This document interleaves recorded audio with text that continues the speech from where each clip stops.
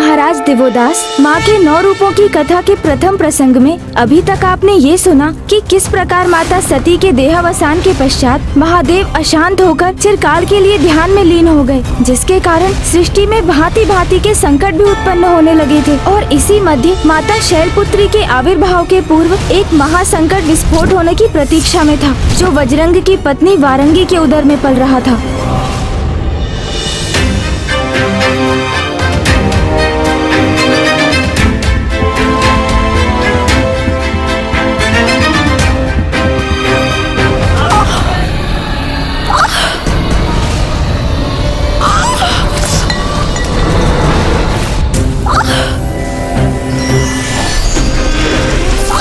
देवी वारंगी, किसी दुष्ट के जन्म के आभास से तो सृष्टि भी विचलित हो उठती है,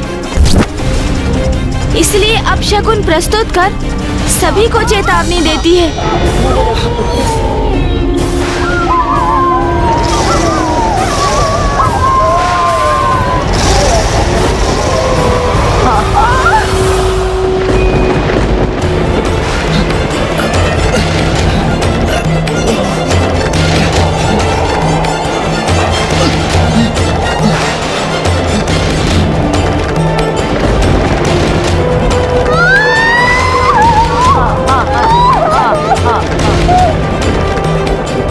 इतने अनिष्टकारी संकेत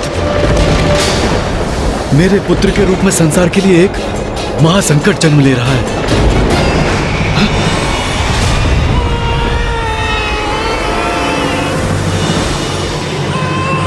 ये लीजिए आपका पुत्र।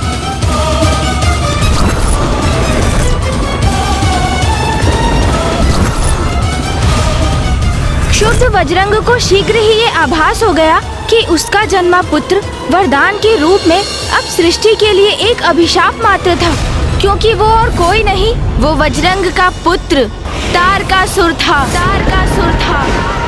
ओम तारकासुराय नमः।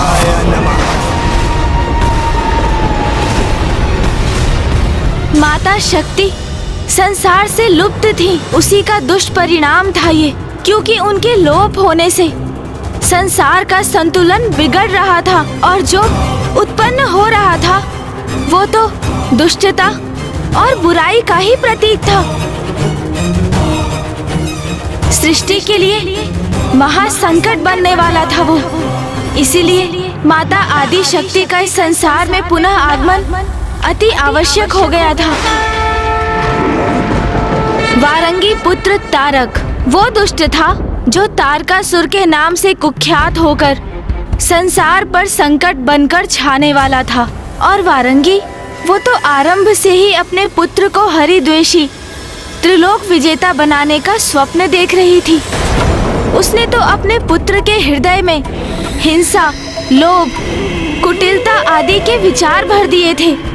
समय आने पर वारंगी ने उसे अन्य असुरों और स्वयं उसके पिता के समान कठोर तप करने की प्रेरणा दी, जिससे वो अपार शक्ति अर्जित करने में सफल हो सके। तारकासुर ने अपनी तपस्या आरंभ की इस उद्देश्य से कि वो स्वर्ग पर अधिपत्य स्थापित कर सके।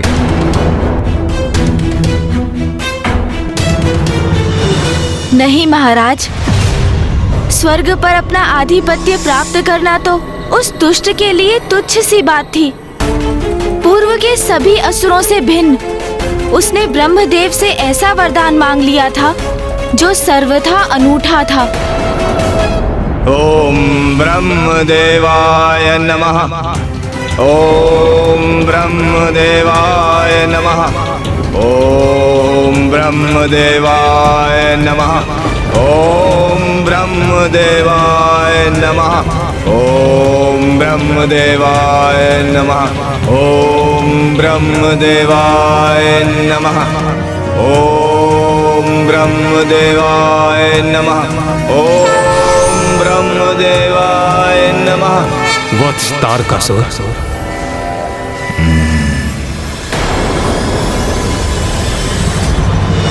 प्रणाम ब्रह्मदेव। अपने तप से मैंने आपको यहाँ आने पर विवश कर ही दिया। कहो क्या वरदान चाहते हो? मांगूंगा अवश्य मांगूंगा। उसी के लिए तो इतना तप किया है मैंने।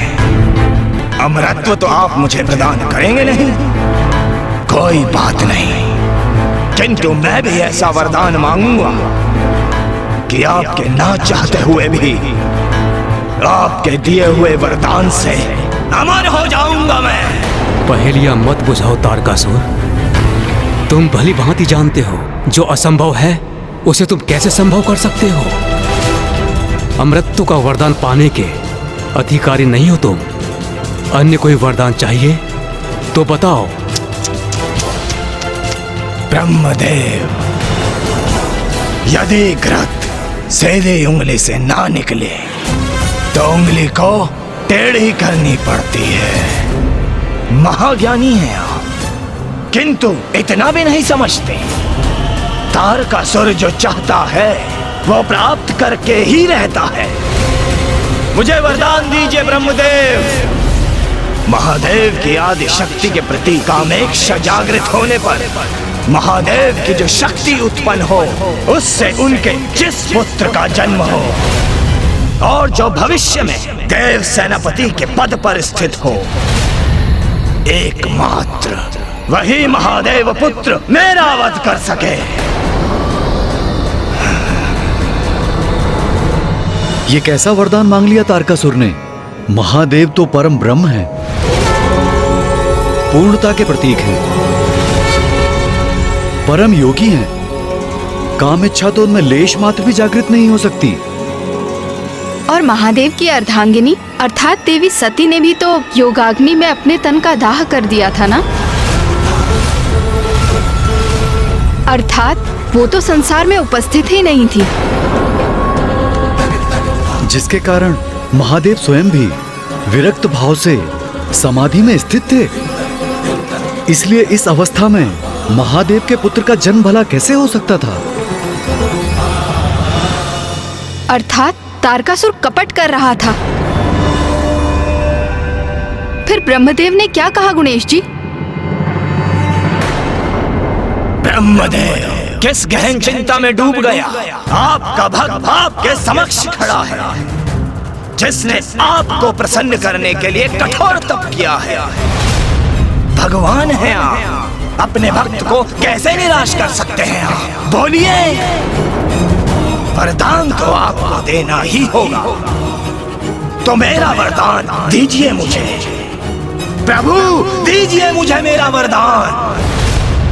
प्रभु मेरा वरदान मुझे दीजिए, मैं आपके समक्ष खड़ा हूं। तथास्तु तथास्तु।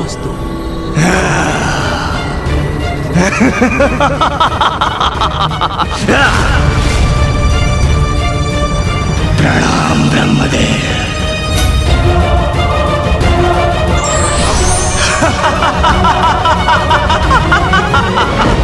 अमर हो गया मैं, अमर अमर अमर। एक और महादेव समाधि में लीन है, दूसरी ओर आदि शक्ति विलुप्त है। ऐसे में उनका पुत्र जन्म कैसे संभव होगा? इसका तात्पर्य है मेरा वध नहीं हो सकता, असंभव है ये। अंत काल तक जीवित रहूंगा मैं, अनंत काल तक, और समस्त ब्रह्मांड में गूंजेगा मेरा ही मंत्र, मेरा ही मंत्र। ओम तारकासुराय नमः, ओम तारकासुराय नमः। ब्रह्मदेव तारकासुर को वरदान देने के लिए विवश थे, इसीलिए तप के बल पर नहीं अपितु अपनी बुद्धि में उपजे छल से तारकासुर अमृतत्व के निकट पहुंच गया था और उसने वो मांग लिया था जो असंभव था। महादेव का ऐसा पुत्र कहाँ उत्पन्न हो सकता था? और इसके लिए तो सर्वप्रथम महादेव को उनकी समाधि से बाहर लाना आवश्यक, और ये तो माता आदि शक्ति के अतिरिक्त और किसी के भी द्वारा संभव नहीं था। इसीलिए माता आदि शक्ति ही इस विकट परिस्थिति में हस्तक्षेप कर इस समस्या का समाधान कर सकती थी। किंतु अभी भी माता संसार से अदृश्य थी। माता की अनुपस्थिति में तो कोई उपाय दिखाई ही नहीं दे रहा था जिससे तारकासुर के संकट से संसार मुक्त हो। तो फिर क्या हुआ गुणेश जी? वरदान पाकर तो तारकासुर और भी शक्तिशाली हो गया होगा। तो फिर क्या किया उसने? वही किया उसने जो उसकी माता वारंगी को अपने पुत्र से अपेक्षा थी। संसार पर महासंकट बनकर टूट पड़ा था वो तारकासुर। पृथ्वी लोक और पाताल लोक पर विजय प्राप्त कर वो दुष्ट स्वर्ग लोक भी जा पहुंचा। मेरा ये विश्वास कि मेरे भ्राता वज्रंग ने तुम्हें धर्म के मार्ग पर प्रेरित किया होगा, यह बहुत बड़ी भूल थी, बहुत बड़ी भूल। क्योंकि तुम भी पथभ्रष्ट होकर वही भूल कर रहे हो जो बहुत समय पहले तुम्हारे पिता ने की थी। आज से स्वर्ग मेरा हुआ और आज से तुम सभी देवता कारावास में मेरे बंदी बनकर रहोगे। किंतु तारकासुर, तुम्हारे पास सब भी समय है, सुधर जाओ, अपनी भूल को सुधार लो और अपने पिता का अनुसरण करो। भ्राता, भेदभाव करो तुम और भुगतू मैं।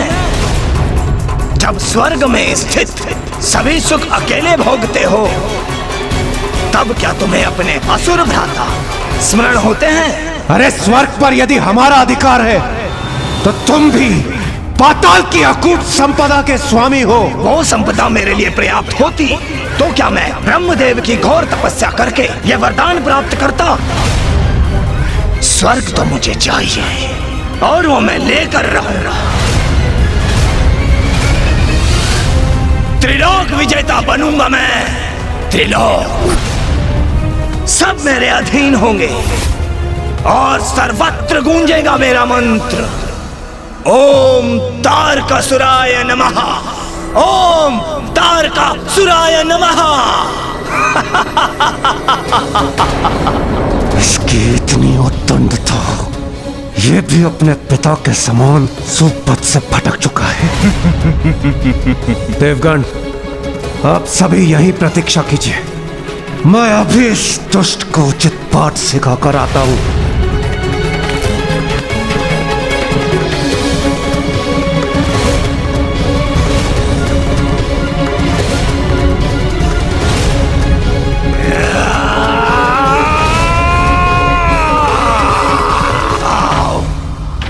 देवराजेंद्र, तुम्हें पराजित करके मैं स्वर्ग पर भी अपना एकाधिकार स्थापित करूंगा।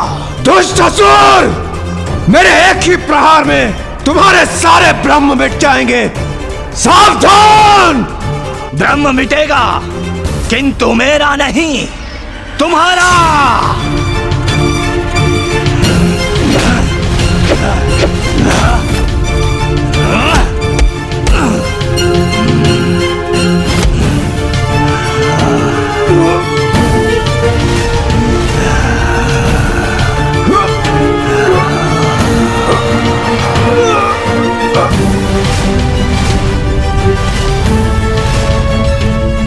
ये क्या? इसने तो देवराज को भी भुजा में जकड़कर ऊपर उठा लिया। इंद्रदेव का ऐसा अपमान कदापि सहन नहीं करेंगे हम। तारकासुर, तुम्हारा इतना दुस्साहस! मूर्ख देवताओं, शीघ्र तुम भी उसी अवस्था में होगे जहां पर तुम्हारे देवराज इंद्र हैं।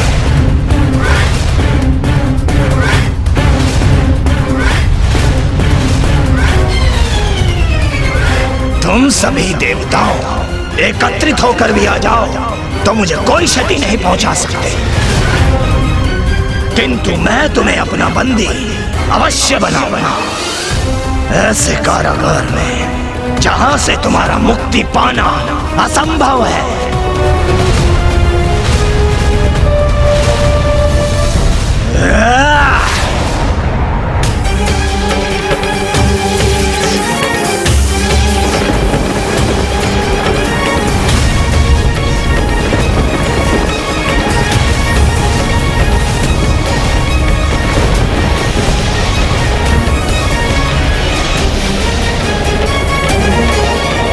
ये कैसे प्रवेश द्वार है जिन्हें ये नियंत्रित कर रहा? कुछ भी हो, हमें आक्रमण तो करना ही होगा।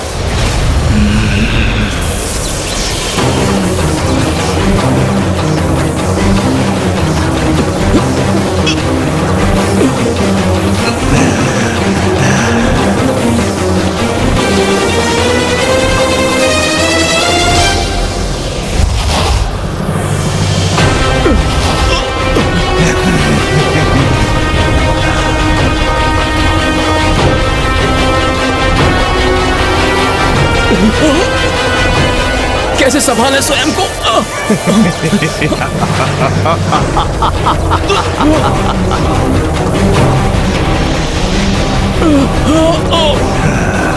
इस प्रकार तो सूर्यदेव, वायुदेव, वरुण देव और अग्निदेव इस संसार से लुप्त हो जाएंगे, और यदि ऐसा हुआ तो इस संपूर्ण सृष्टि का सर्वनाश हो जाएगा। इंद्रदेव, इन देवताओं के साथ सृष्टि की रक्षा तुम्हारे निर्णय पर टिकी है। तुम चाहो तो इन देवताओं की रक्षा संभव है। अपनी पराजय स्वीकार कर लो इंद्रदेव, अन्यथा मैं सूर्यदेव, अग्निदेव, वरुण देव और वायुदेव को ऐसे अंधकार स्थान पर भेज दूंगा जिससे बाहर निकलने का कोई मार्ग नहीं ढूंढ सकेंगे वो। ऐसे स्थान में ये क्या हो रहा है? ये सब क्या हो रहा है?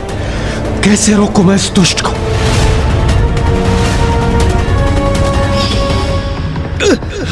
पानी नहीं है, प्रभु, ये क्या हो रहा है?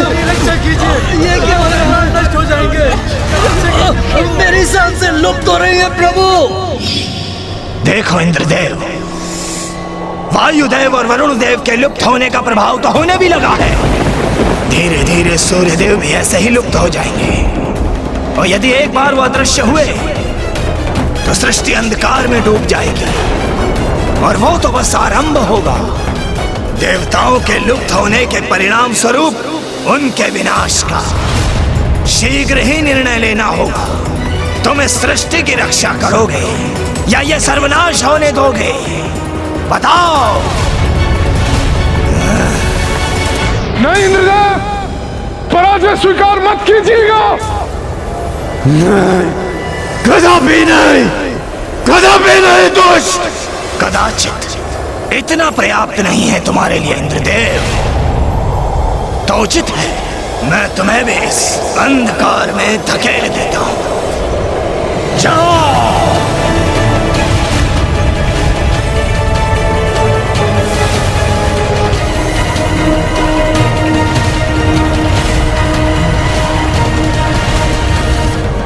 तुम कुछ भी कर लो तारकासुर, हम पराजय कदापि स्वीकार नहीं करेंगे, कदापि नहीं। तो कदाचित मुझे कुछ ऐसा करना होगा जिसे तुम सहन ही ना कर सको।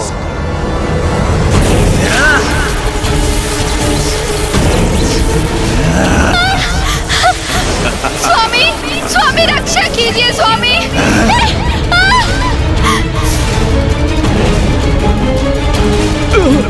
वायुदेव रक्षा कीजिए। देवी शची, देवी संज्ञा, स्वामी, स्वामी रक्षा। मैं तुम्हें और तुम्हारी देवियों को अवश्य ही सुरक्षित जाने देता, किंतु तुम तो हट पर ही अड़े हुए हो। तो फिर तुम्हारी पत्नियों को भी उस अंधकार में समाहित होना ही होगा ना। वायुदेव रक्षा कीजिए, रक्षा कीजिए, रक्षा कीजिए स्वामी, स्वामी रक्षा कीजिए। स्वामी, स्वामी रक्षा कीजिए। तारकासुर अनुचित कर रहा है हमारे साथ। कैसे बचाव करें अब हम? रुक जाओ, रुक जाओ तारकासुर, मैं पराजय स्वीकार करता हूँ, स्वीकार करता हूँ मैं पराजय। क्या कहा तुमने? पराजय स्वीकार की तुमने?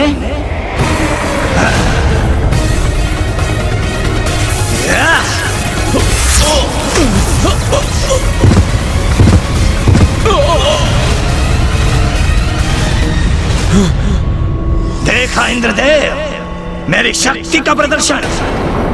त्रिलोक विजेता तारकासुर हूं मैं, तारकासुर हूं मैं, तारकासुर हूं मैं। मेरी एक बात का स्मरण रखना इंद्रदेव, आज के बाद मेरी तुलना मेरे पिता से भूल कर भी मत करना।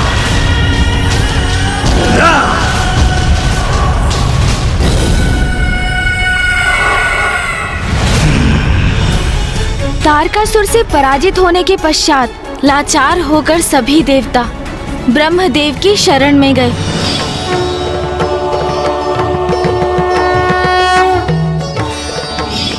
ब्रह्मदेव के पास देवताओं के प्रश्नों के कोई ना कोई उत्तर और इस संकट के निवारण का कोई ना कोई उपाय अवश्य रहा होगा, है ना गणेश जी? क्योंकि उन्होंने ही तो तारकासुर को वरदान दिया था। मात्र ईश्वर से ही सभी प्रश्नों के हल की अपेक्षा करना उचित नहीं। हमें स्वयं भी प्रयास करने चाहिए। क्योंकि महाराज, यदि ईश्वर का अपने भक्त के प्रति दायित्व है, तो क्या भक्त का उनके प्रति दायित्व नहीं?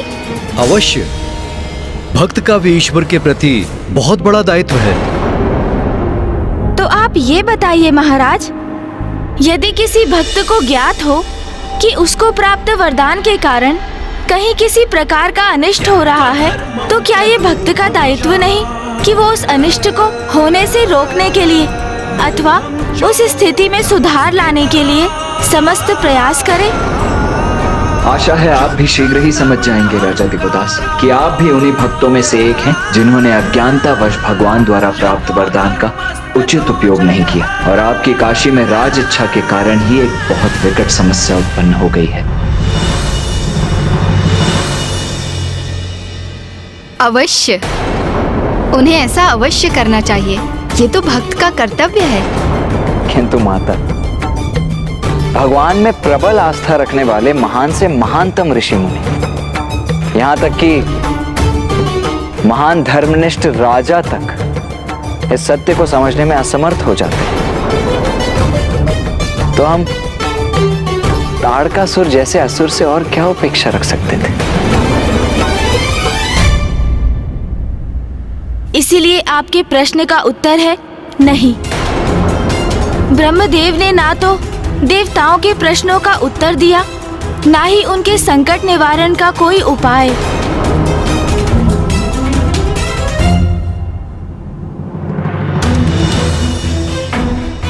तारक का अंत मात्र महादेव और आदि शक्ति के पुत्र से ही हो सकता है,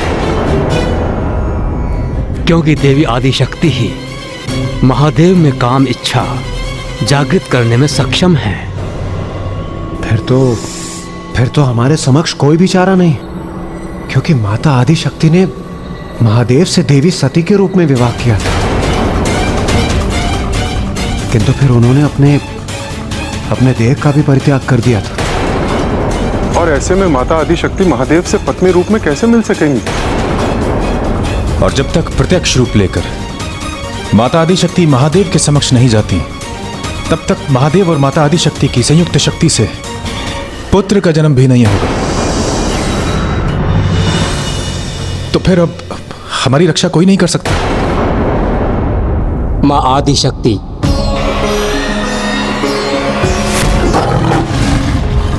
अब उनके आगमन से ही इस तारकासुर नामक संकट का अंत संभव हो सकता है। माता आदि शक्ति का तो कहीं कोई अस्तित्व ही नहीं है, तो फिर वो हमारी सहायता कैसे कर सकती? देवगण, मुझे स्मरण है वो संकल्प।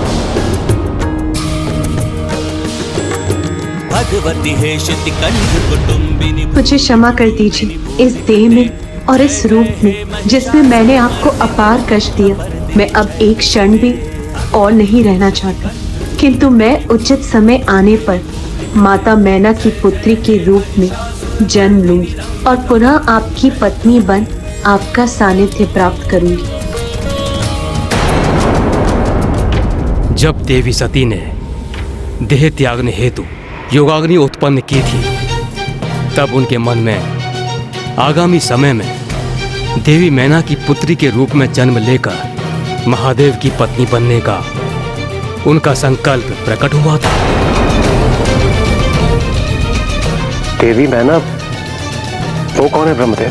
देवी मैना और अन्य कोई नहीं, वरन प्रजापति दक्ष की ही नातिन थी। प्रजापति दक्ष की पुत्रियों में से एक थी देवी स्वधा। उन्हीं देवी स्वधा से 3 अयोनिजा पुत्रियों का जन्म हुआ। वो थी देवी मैना, देवी धन्या और देवी कलावती। एक बार माता मैना, माता धन्या और माता कलावती नारायण के निवास वैकुंठ में आयोजित यज्ञ में भाग लेने गईं।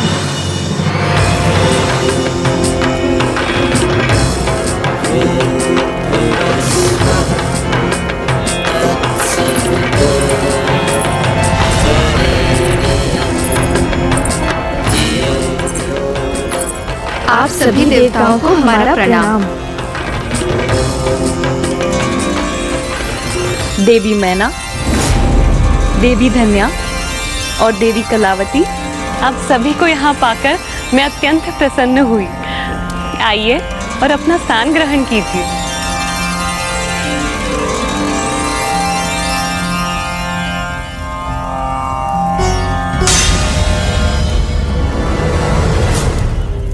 नारायण के उस महायज्ञ में सभी देवी देवता भी उपस्थित थे। तभी वहाँ बाल ऋषि सनकादिक कुमारों का अर्थात ऋषि सनक, सनातन और शौनक का आगमन हुआ। सभी स्वागत हेतु उनके सम्मान में अपने अपने स्थान पर खड़े हो गए, किंतु माताएं, माता मैना, धन्या एवं कलावती अपने स्थान पर ही स्थित रहीं। उनके द्वारा अपनी ऐसी अवमानना से चकित ऋषिवर उन्हें दंडित करने पर बाध्य हो गए, क्योंकि ऋषियों का अपमान दंडनीय अपराध है।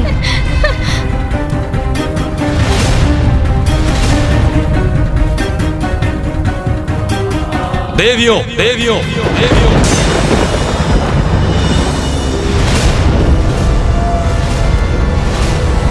तुम तीनों देवियों ने हमारा अपमान किया है और मनुष्य की भांति अपने अहंकार का परिचय दिया है। इसीलिए तुम्हें पृथ्वी लोक में मनुष्य योनि में जन्म लेना होगा।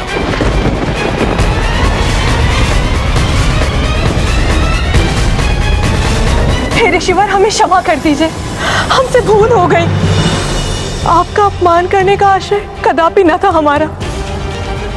हम तीनों तो अपने परस्पर संवाद में ऐसा लीन हुए कि आपके आने का आभास ही न हो पाया।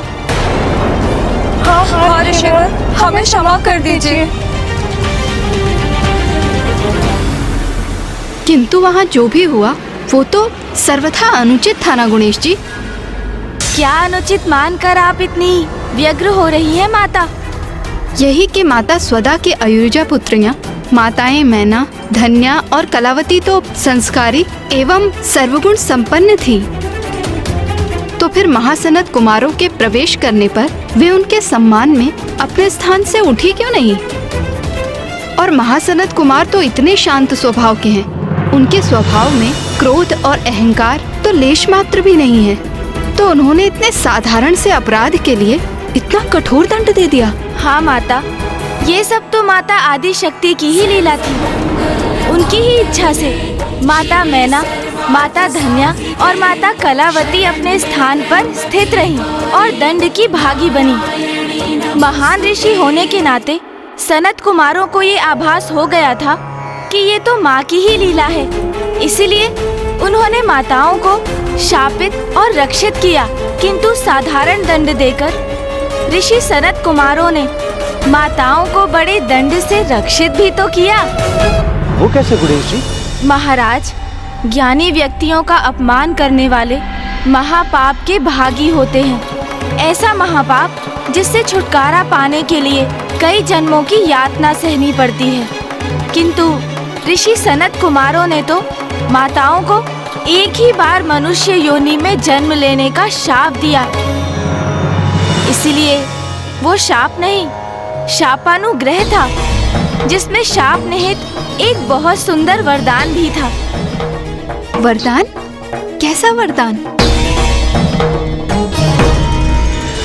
देवी मैना, आप मनुष्य योनि में जन्म लेकर नारायण के अंश हिमावन से विवाह करेंगी और स्वयं माता आदि शक्ति देवी पार्वती के रूप में आपकी पुत्री होंगी। देवी पार्वती की माता बनने के पुण्य के कारण आपको जीवन काल के उपरांत 6 शरीर कैलाश में प्रवेश प्राप्त होगा। धन्यवाद ऋषिवर। गणेश जी, धन्य है ईश्वर की लीला जो शाप अथवा दंड को भी कभी कभी वरदान के रूप में परिवर्तित कर देते हैं। आप में भी परिवर्तन आएगा राजा देवोदास। माता की उन्हीं कथाओं के श्रवण से और उन्हीं की लीला से आपको ये भी ज्ञात होगा कि कैसे अब आपके जीवन में मात्र 10 दिवस ही शेष रह गए हैं, किंतु इन्हीं 10 दिवसों में आप जीवन के उस सत्य से अवगत भी होंगे जिनके विषय में अब तक आपको ज्ञान नहीं था।